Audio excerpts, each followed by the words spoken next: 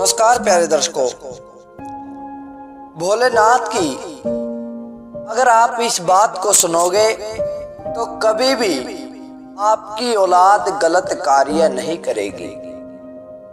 कभी भी आपको औलाद की वजह से कहीं शर्मिंदा नहीं होना पड़ेगा। प्यारे दर्शकों, आज की यह कहानी बड़ी ही रोचक है, बड़ी ही प्रेरणा देने वाली है। इस कहानी को अगर आप सुनेंगे और अपने बच्चों को सुनाएंगे तो उन पर बहुत ही अच्छा प्रभाव पड़ेगा और जीवन में कभी भी कोई बुराई नहीं करेंगे। कभी भी वे जीवन में गलत रास्ते पर नहीं चलेंगे, कभी भी बेईमानी नहीं करेंगे और उनकी वजह से कभी भी आपको शर्मिंदा नहीं होना पड़ेगा। समाज में आपकी इज्जत बनी रहेगी। प्यारे दर्शकों, यह कहानी बहुत ही बड़ी सीख देने वाली है। इससे पहले हम इस कहानी की शुरुआत करें, अगर आप हमारे चैनल पर नए हैं तो चैनल को सब्सक्राइब जरूर करें, क्योंकि आपका एक सब्सक्राइब हमारे लिए बहुत महत्व रखता है। और इस कहानी को शुरू से लेकर अंत तक जरूर सुने, क्योंकि पूरा ज्ञान ही हमें काम देता है, अधूरा ज्ञान हमारे काम नहीं आता। आइए शुरू करते हैं आज की यह बहुत ही प्यारी और प्रेरणा देने वाली कहानी, जो हमारे जीवन को बदल देगी। प्यारे दर्शकों, एक बार की बात है, भगवान शिव कैलाश पर्वत पर बैठे हुए थे। उनके साथ में देवी पार्वती भी बैठी हुई थी और वे दोनों दुनिया की तरफ देख रहे थे, संसार की तरफ देख रहे थे। अब देवी पार्वती कहती है कि प्रभु, इस संसार में न जाने कितनी तरह के लोग हैं। कोई पाप करता है, कोई पुण्य करता है, कोई धोखा करता है तो कोई साथ देता है। किंतु मुझे एक बात नहीं समझ में आ रही, आप मुझे समझाइए। भगवान शिव बोले कि देवी, क्या बात है, आपके मन में क्या भ्रम हो गया है, क्या शंका है, बताओ। देवी पार्वती ने कहा कि भगवान, जब मैं संसार में देखती हूं जो लोग बेईमानी का काम करते हैं, ठगी करते हैं, वे दिन भर फूलते फलते जा रहे हैं, बहुत अमीर हो रहे हैं, और जो जीवन भर ईमानदारी से काम करता है, कभी भी 1 रुपए की बेईमानी नहीं करता, वह तो गरीब का गरीब दिखाई देता है।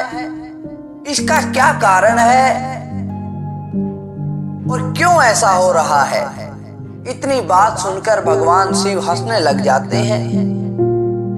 भोलेनाथ की हंसी का ठिकाना नहीं रहा, समझ गए कि देवी पार्वती को भ्रम हो गया है। भगवान शिव ने कहा कि देवी पार्वती,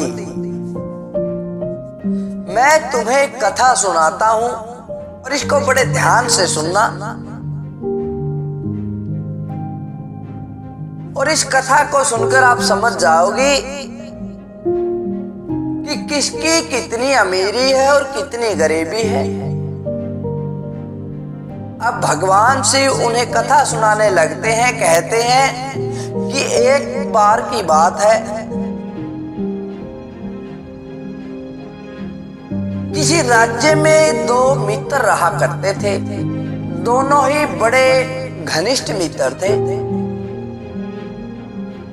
एक दूसरे का सहारा, किंतु उनके ख्यालात में, उनके विचार में दिन रात का अंतर था। एक को तो बेईमानी करना पसंद था और एक ईमानदार था। अब जब दोनों साथ में पले, दोनों साथ में बड़े हुए, उनकी उम्र युवा अवस्था हो गई। घर की जिम्मेदारियां भी उनके ऊपर आने लगी। तो दोनों ने सोचा कि क्यों ना रोजगार की तलाश में हमें शहर में चलना चाहिए। अपने राज्य से दूर किसी दूसरे राज्य में अच्छे रोजगार की तलाश में वे दोनों चल पड़ते हैं। पार्वती जी, एक को तो नौकरी मिल जाती है राजा के वजीर के यहाँ रसोइये की, और दूसरे को नौकरी मिल जाती है किसी साहूकार सेठ के पास उसका लेखा जोखा रखने की। अब दोनों खूब मेहनत करते, खूब काम कर रहे थे। जो मंत्री के वजीर के पास रुका था, उसकी तनख्वाह तो बिल्कुल कम थी। उसको तो 2 पैसे दिए जाते थे, किंतु जो सेठ के यहाँ पर नौकरी करता था, सेठ उसको 10 पैसे देता था। जो वजीर के यहाँ नौकरी कर रहा था उसका तो खुद का खर्चा ही मुश्किल से निकलता, और जो यहाँ सेठ के पास नौकरी करता था उसका खर्चा भी निकल जाता और पैसे भी बच जाते। किंतु इतने पैसे मिलने के बाद भी उसके मन में बेईमान रहता था। वह बेईमानी से काम करता था, ईमानदारी नहीं दिखाता था। जब कभी सेठ बाहर होते हिसाब को गलत कर देता था और जितने पैसा बच जाता उसे अपने पास रख लेता। किंतु वजीर के यहाँ काम करने वाला बड़ी मेहनत से, बड़ी लगन से, बड़ी ईमानदारी से उसकी रसोई का भी काम करता, और वजीर ने उसकी ईमानदारी देखकर उसे अपने कोषाध्यक्ष भी नियुक्त कर दिया। उसके पैसे की भी रखवाली करता, उसका लेखा जोखा भी रखने लग गया, और वजीर को भी उस पर पूर्ण विश्वास था। धीरे धीरे समय बीतता चला जाता है। अब एक दिन जो सेठ के यहाँ नौकरी करता था वह कहने लगा, क्यों ना मैं अपने राज्य में अपने परिवार से मिलकर आऊं। उसने सेठ जी से कहा कि सेठ जी, मैं कुछ दिनों के लिए अपने घर जा रहा हूं, इसलिए आप मुझे आज्ञा दे। अब सेठ जी ने उसे कह दिया। उसने सोचा क्यों न मैं अपने दोस्त से भी पूछ लूं, क्या पता वो भी चल पड़े। वह अपने दोस्त के पास आया और अपने दोस्त से कहने लगा कि भाई, मैं राज्य में जा रहा हूं, अपने घर चल रहे हैं, क्या तुम भी चलोगे? अब उसके दोस्त ने सोचा कि अगर मैं जाऊंगा ना तो मेरे पास इतना पैसा है कि मैं घर वालों को दे दूं, अब मैं क्या जाकर उन्हें मुंह दिखाऊंगा, क्योंकि मेरी तो आमदनी 2 पैसे है और वो भी लग जाती है, थोड़ा बहुत बचता है। उसने सोचा मैं नहीं जा पा रहा तो कुछ ऐसा करता हूं कि वजीर को बोलता हूं कि क्या पता वो मेरी तनख्वाह को बढ़ा दे, कुछ और ज्यादा दे दे। अब उसने वजीर को कहा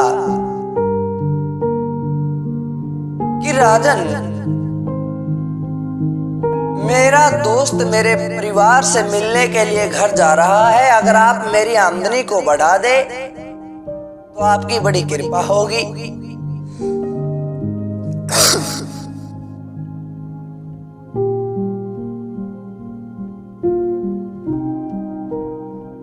इतनी बात सुनते ही वजीर ने कहा कि नहीं, तुम्हारे लिए यही पैसा बहुत है,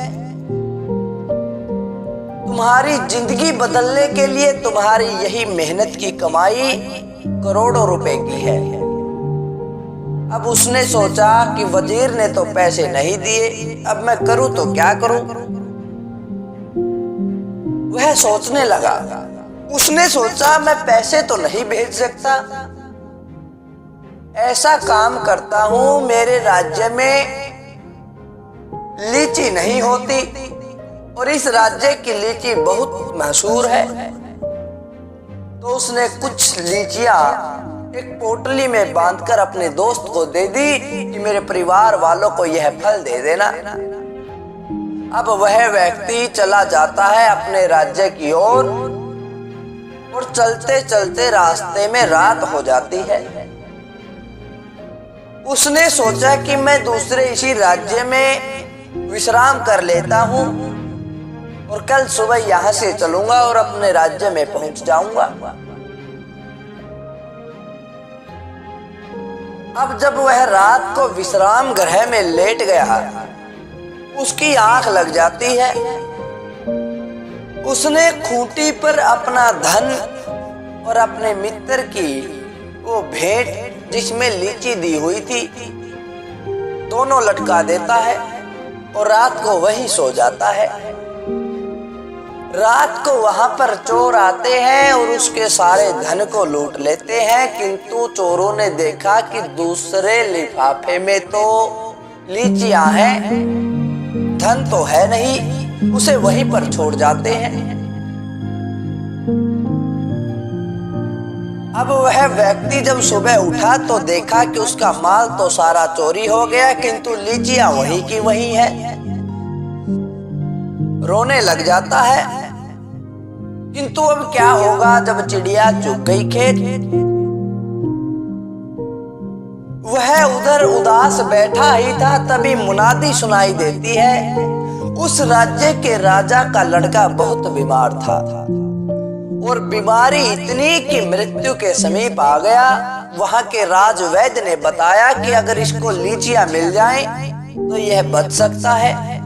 राजा ने मुनादी करवा दी कि अगर कोई इसको लीची लाकर देगा तो मैं उसे ढेर सारा खजाना दूंगा। उसने सोचा इस राज्य में तो लीचियां होती नहीं, क्यों न इन लीचियों से कम राजा के लड़के की ही जान बचा ली जाए। उसने वो लीचियां उस राजा को दे दी और उसका लड़का बच जाता है। राजा ने उसे तरह तरह के उपहार, बहुत सारा खजाना दे दिया। अब वह उस खजाने को लेकर अपने राज्य में पहुंच जाता है और उस सारे खजाने को, सारे धन को अपने दोस्त के परिवार को दे देता है और अपने दोस्त को एक चिट्ठी लिखकर भेज देता है कि मेरे दोस्त, अब तुम यहाँ अपने घर पर आ जाओ, तुम्हारे लिए पूरे जीवन का धन हो गया। और बाकी का सारा हाल उसे पत्थर में लिखकर भेज देता है। उसके दोस्त को जब वह पत्थर मिला तो पढ़कर वह भी हैरान रह जाता है। वह अपने राज्य जाता है और फिर अपने दोस्त से मिलता है। प्यारे दर्शकों, उसने सोचा कि मेरे दोस्त का धन तो लुट गया। उसने आधा धन उसे दे दिया और आधा अपने परिवार के रख लिया। भगवान शिव पार्वती से कहने लगते हैं, देवी पार्वती, आपने देखा कि उस व्यक्ति की मेहनत की कमाई के वो फल भी उसकी जिंदगी के लिए भरपेट रहे और उस व्यक्ति ने चोरी करके, बेईमानी करके जितना धन कमाया था उसमें अपना मूल भी गवा बैठा। भगवान शिव पार्वती से कहने लगे कि देवी पार्वती, मेरी इस बात को हमेशा याद रखो। आप बेईमानी करके कुछ भी कमा लोगे, आपको लगेगा कि मैं तो अमीर हो गया, किंतु बेईमानी का धन कभी भी फलता नहीं है, उसमें तो मूल भी गंवाना पड़ता है। और अगर आप ईमानदारी से कुछ पैसे भी कमाते हैं तो वे भी आपका जीवन भर साथ नहीं छोड़ेंगे, क्योंकि ईमानदारी की कमाई कहीं भी चली जाए वो आपकी ही होती है। ईमानदारी से कमाया हुआ पैसा, मेहनत से कमाया हुआ पैसा कभी भी साथ नहीं छोड़ता। अगर कोई उसको चुरा भी लेगा तो वह वापस घूमकर भी तुम्हारे पास ही आएगा। तो आप इस बात को दिमाग से निकाल दो कि जो बेईमानी करते हैं वे फूलते फलते हैं, बल्कि मेहनत से कमाने वाले बहुत तरक्की करते हैं। तो प्यारे दोस्तों, इस कहानी को अपने बच्चों को जरूर सुनाएं ताकि उन पर भी इसका असर हो सके, इसका प्रभाव पड़ सके और गलत रास्ते से वे बचे रहे। तो प्यारे दर्शकों, यह थी आज की कहानी। अच्छी लगे तो लाइक करें, शेयर करें और कमेंट के द्वारा हमें जरूर बताएं। धन्यवाद दोस्तों।